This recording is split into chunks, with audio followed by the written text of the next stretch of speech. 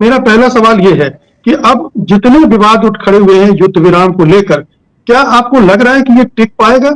24 घंटे में ही डावाडोल हो गया मामला। देखिए, कुछ ऐसा लग रहा है कि जैसे प्रेसिडेंट ट्रंप अपना माइंड मेकअप नहीं कर पा रहे हैं। असलियत ये है कि आज उनके पास आगे लड़ाई लड़ने की मिलिट्री काबिलियत नहीं है, अमेरिका के पास नहीं है। इसीलिए अमेरिका की पहल से ये सारी बात शुरू हुई थी। अब ये इसमें बहुत सारे खुलासे आ चुके हैं कि अमेरिका ने सबसे पहले अप्रोच किया था पाकिस्तान को कि आप ईरान से बात करिए और सीज फायर करवाइएगा।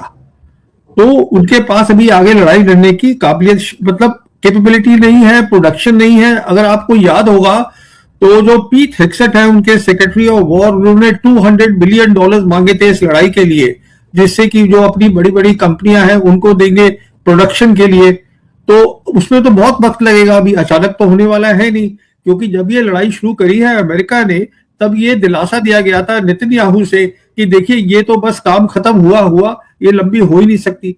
तो एक तरफ तो ये कहानी चल रही है कि वो उनसे कह रहे हैं कि आप पीस करवाइए, दूसरी तरफ कहानी ये चल रही है कि अभी अमेरिका ने ये कह दिया है, प्रेसिडेंट ट्रंप ने, कि कोई भी कंट्री अगर ईरान को हथियार देती है तो उसके ऊपर हम 50% टैरिफ लगा देंगे उनके गुड्स पर जो वो अमेरिका को देंगे।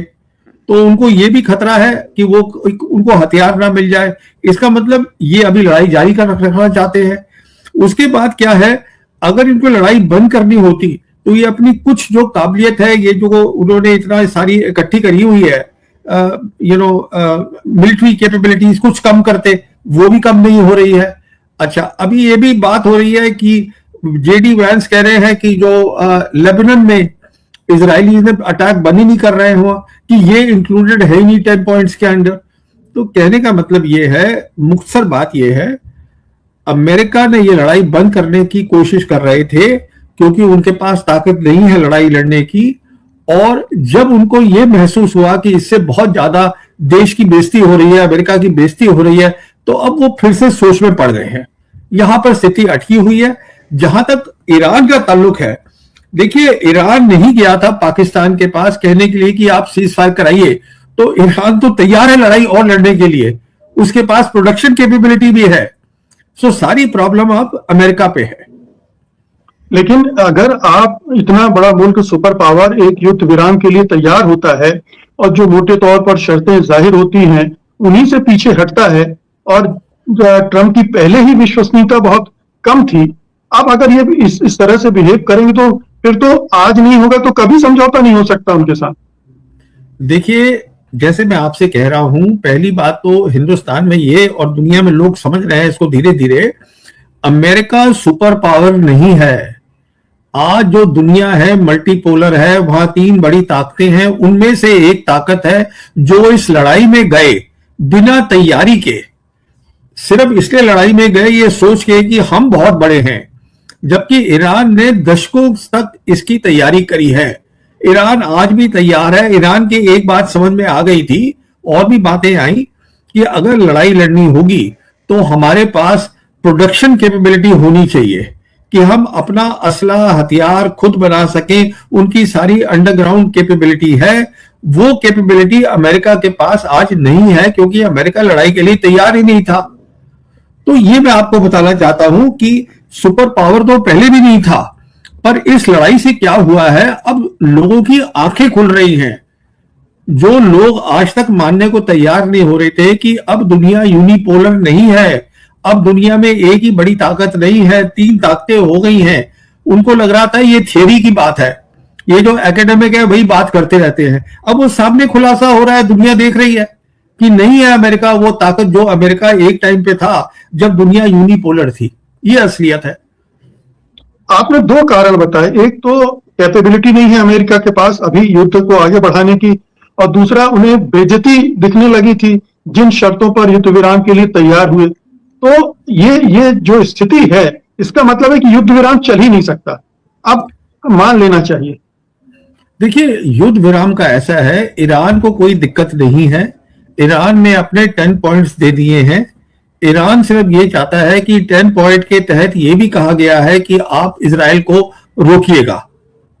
अच्छा, अभी जैसे मैं आपसे कह रहा था, एक तो ताकत नहीं है अमेरिका के पास अपनी लड़ाई लड़ने की, दूसरा उनके पास ताकत नहीं है इजराइल को रोकने की।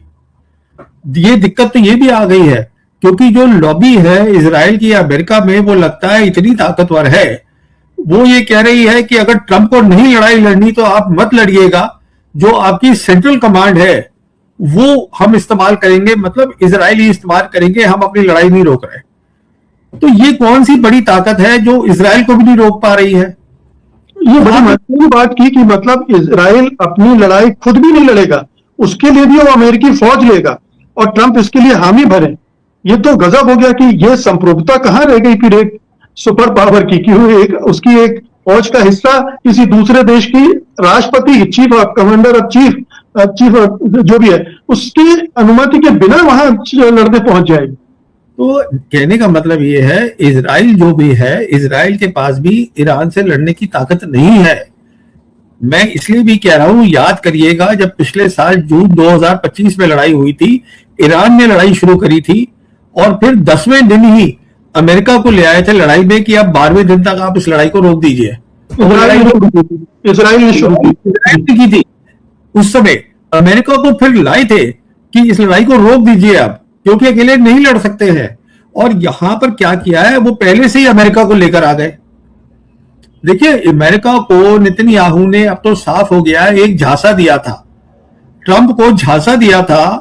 वो झांसा ये था कि देखिए, जैसे आपने वेनेजुएला का ऑयल ले लिया, वेनेजुएला का बहुत सारा इकोनॉमिक रिश्ता चाइना के साथ था, अभी भी है, और वो ऑयल जो है चाइना लेता है वेनेजुएला से, पर अब वेनेजुएला का ऑयल जो है वो अमेरिका के कब्जे में आ गया है। तो अब चाइना अमेरिका से ले रहा है वेनेजुएला का ऑयल। तो नेतन्याहू ने ये एक ख्वाब दिखाया ट्रंप को कि अगर आप वैसे ही ईरान की लीडरशिप को मार दीजिए तो ईरान की जो ऑयल फील्ड है वो आपकी हो जाएंगी, तो फिर चाइना आपसे लेगा वहां से भी ऑयल, तो आपका लिवरेज चाइना के ऊपर बढ़ जाएगा। क्योंकि चाइना की अब दिक्कत ये हो जाएगी कि उसको अमेरिका का ऑयल से लेना है ऑयल, जैसे वेनेजुएला का लेता है वैसे ईरान का लेगा। तो उनको ये बात बहुत अच्छी लगी कि हाँ, ये तो बड़ी अच्छी डील है, ये तो काम हो सकता है, बिना सोचे समझे। तो ये काम इन्होंने शुरू कर दिया। अब इनके पास कोई प्लान नहीं है, कोई कुछ नहीं है।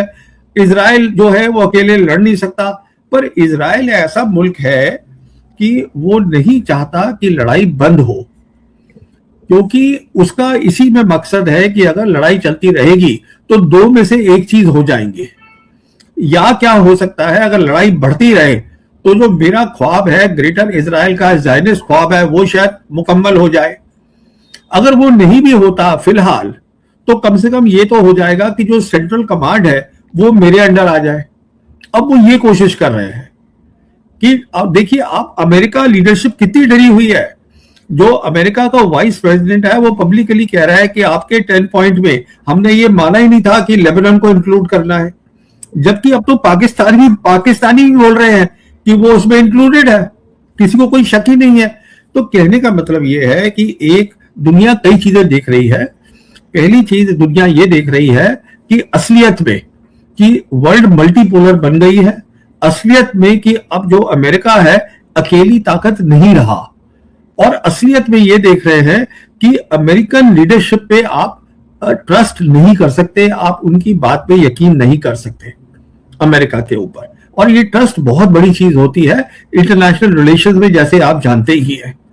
तो वो ट्रस्ट कहाँ है, और यही सारे जो चीजें हमें दिख रही हैं, ये हमारी सरकार को समझनी चाहिए कि देखिए ये क्या हुआ। बिल्कुल जी। आप ये जो युद्ध विराम हुआ था, इसमें बताया जाता है कि पाकिस्तान की जो भूमिका थी तो वो तो सीमित थी, लेकिन असली भूमिका चीन की थी। चीन ने ईरान को तैयार किया, तब जाके ये युद्ध विराम हुआ।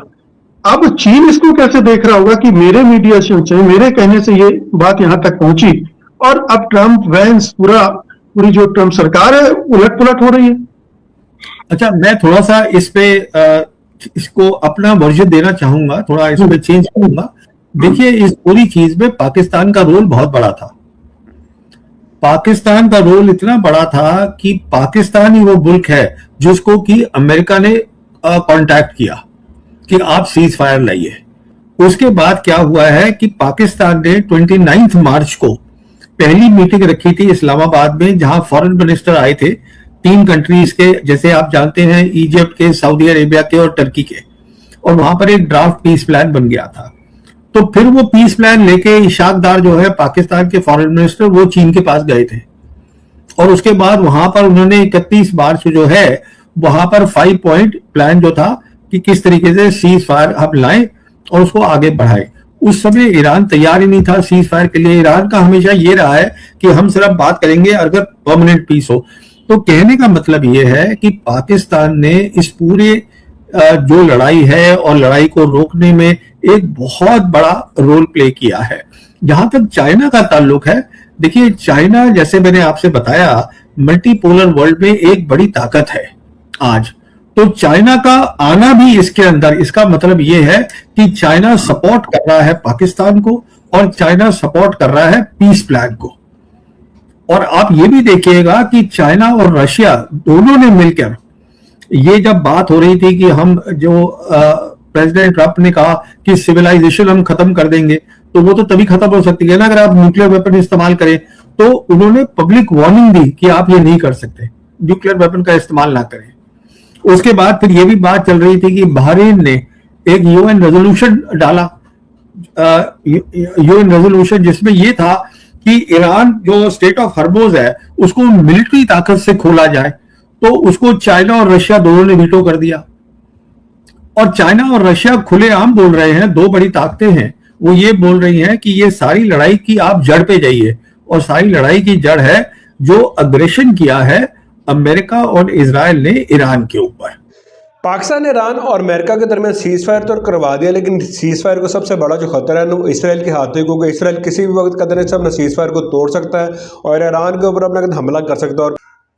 और परवीन सुहानी ने भी अपने यही कहा कि इस अमन मुआहदे को इसराइल के हाथों अपना बहुत ज़्यादा खतरा है, क्योंकि इसराइल ने अपना अमेरिका को जरगमाल बना रखा है। और इसराइल कहते हैं इस वक्त पूरी दुनिया के लिए अपना खतरा लाक हो जाए, क्योंकि पूरी दुनिया के जितने भी कहते हैं अपना मुसलमान ममालिक है वो कहते हैं इसराइल के हाथों खौफजदा है कि किसी भी वक्त इसराइल उनके ऊपर अपना हमला कर सकता है। और ज़रा अमेरिका उनका अपना ले पाल बच्चा उसका बना हुआ है, और उसके बाद यानी कि जो अपना चाहता है अमेरिका वो अपना करने के ऊपर मजबूर हो जाता है। और इस अमन मुआहदे को भी यानी इसराइल के हाथों अपना बहुत ज़्यादा खतरा है। बाकी आप इसी तरह की मजीद इंडियन मीडिया की रिएक्शन वीडियो हमारे चैनल में देखना चाहते हो तो हमारे चैनल को करें लाइक, सब्सक्राइब, शेयर कर दें। अगली वीडियो में आपसे बात होगी।